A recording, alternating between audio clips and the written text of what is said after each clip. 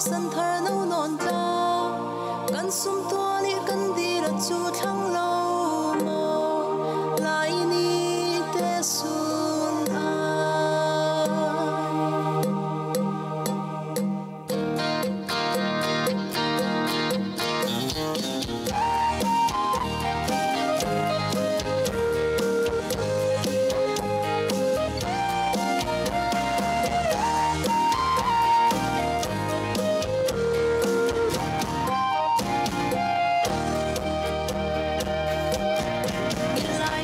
Siang lo ve, kan siang shim lo ve. Kono thiam lung fi mi kan pa le pon ka in. Bet than ni din ha ye, par moi te chan kan leng za e. Goi pa thang cha tu si kum kul ron nga tiang lam in shuan tu chu. Thang cha si nu kan boy pa chu. Chan sung roi in mang te tu boy pa thang cha tu. Ni nu hung suat sa lo, zil khi niệm te kinh lo. Cha rao dam nak zil khi kan ne na bung kwa im lên se lo e.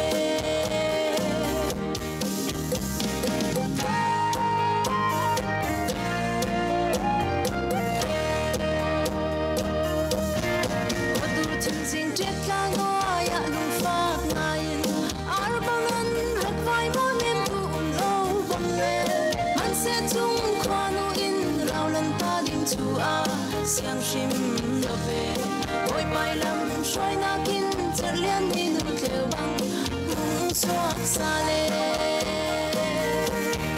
Thang chat si nu kan boy pa chu, chan sung roi in mang te tu boy pa thang chat tu. Ni nu hung suak sa lo, zil khi nem te king lo. Charao dam nak zil khi kan ne na bung khoi lên se lo e.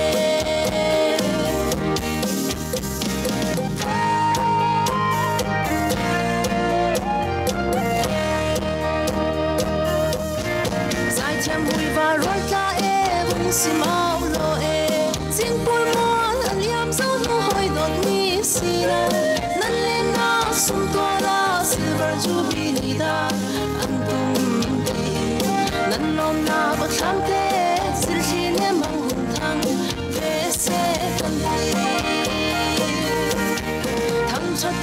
thang cha si nu kan boy pa chu chan sung roi in mang te du boy pa thang cha tu. Ni nu hung suat sa lo, zil khi niệm te king lo.